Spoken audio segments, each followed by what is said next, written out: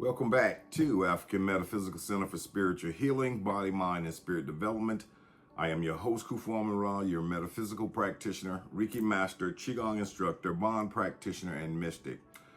Today's the last of the part 3 series of Soulless Ones. This is called Soulless Ones and Religious People. You know, this might shock some of you. But being religious doesn't mean you have a soul.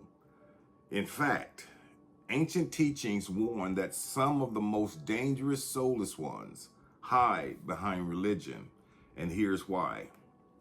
1. Religion versus spirituality. Religion can be performed externally, rituals, prayers, church attendance, all without any internal transformation. The soulless are masters at performing.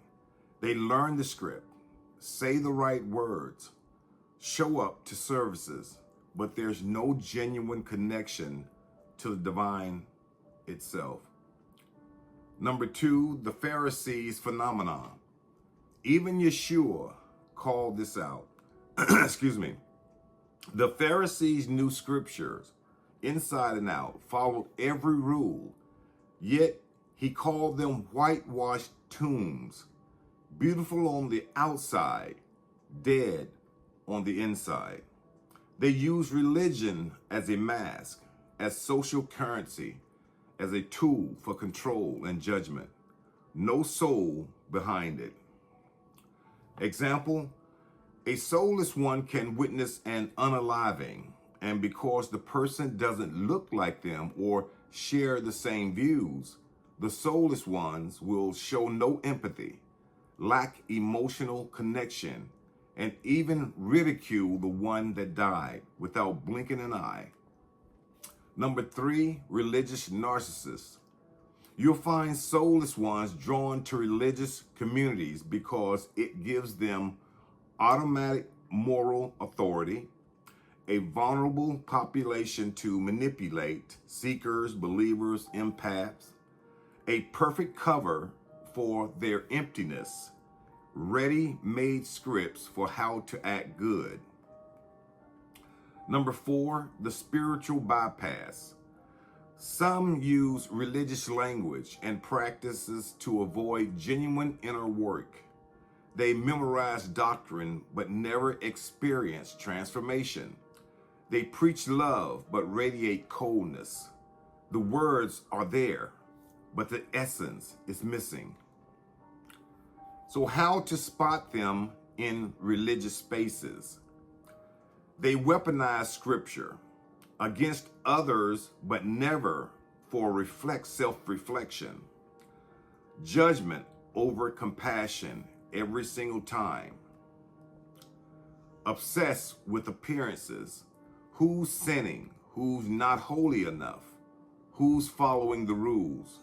Zero humility. They're always right, always more righteous. They are good talk. They use God talk to manipulate. God told me you should, or it's God's will that you. No fruits of the Spirit. The Bible lists love, joy, peace, patience, kindness. They might talk about these, but never embody them. Now, can we help the soulless ones? This is where it gets controversial, but I'm going to give you the ancient perspective and the compassionate human perspective. Let's go with the ancient teachings, the hard truth. Traditional esoteric wisdom says, no, we can't. You cannot give someone a soul, just like you can't teach a blind person to see color through description alone. You cannot awaken what isn't there. The soul is either present or it's not. The Gnostic text taught that Helix, the soulless, cannot be saved or awakened because there's nothing to awaken to. They're here to play their role in the material world, and it's the extent of their existence. Now, but the compassionate perspective. Some modern spiritual teachers believe that what we call soulless might actually be one, deeply traumatized souls. Severe trauma can cause soul fragmentation or disassociation so extreme that the person appears soulless. The soul is there but buried, hidden, protected behind walls so thick that the light can't get through. Number two, young souls. New souls experiencing their first or early incarnations might have not developed empathy yet, depth, or spiritual awareness yet. They're learning. They're in spiritual kindergarten, so to speak, while others are in graduate school. Number three, temporary disconnected. Addiction, severe mental illness, or dark spiritual attachments can temporarily disconnect someone from their soul essence. The soul is there, but the connection is severed. If you want to try to help, you can do one, be a mirror. Sometimes being in the presence of a genuine ensouled person can awaken dormant consciousness. Live your truth authentically. Your light might spark recognition in them. Number two, plant the seeds. You can't force awakening, but you can plant seeds through questioning that invite self-reflection. How did that make you feel?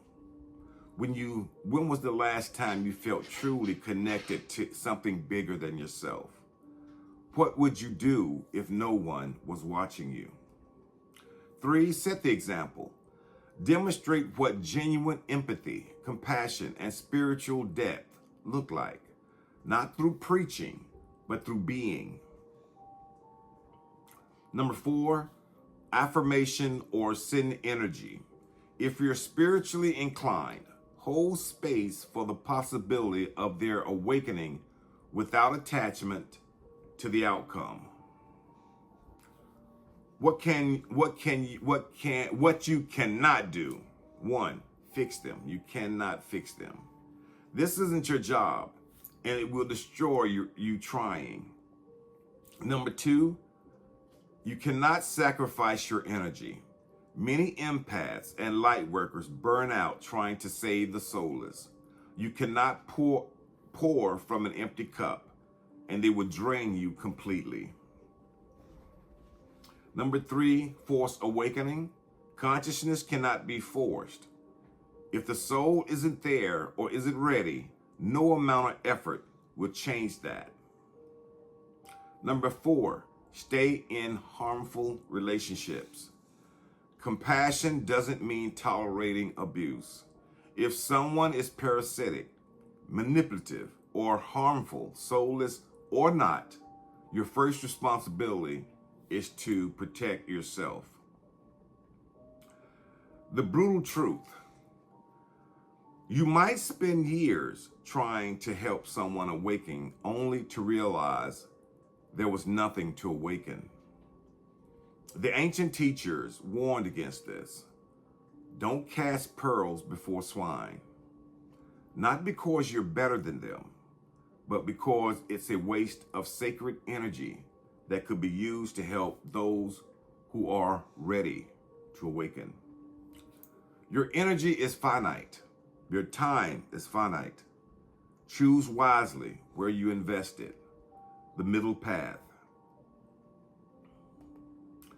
Treat everyone with basic human dignity and respect, but reserve your deep energy, your spiritual gifts, your emotional labor for those who have the capacity to receive it and reciprocate it. You can have compassion for the soulless without trying to fix them. You can acknowledge their role in the cosmic play without making them your project. And here's my final word. Some souls are here to awaken. Some are here to help others awaken. And some are here as NPCs in the game of existence. And that's okay. The universe needs all types to function. Your job isn't to save everyone. Your job is to protect your light, nurture your own soul, and help those who are genuinely seeking. Because not everyone can be saved. Not everyone wants to be saved. And that's not your burden to carry. What do you think? Is it our responsibility to try to help, or is that spiritual bypassing our own need for boundaries? Let's discuss it. And until next time, thank you for visiting. Ashe, ashe, ashe.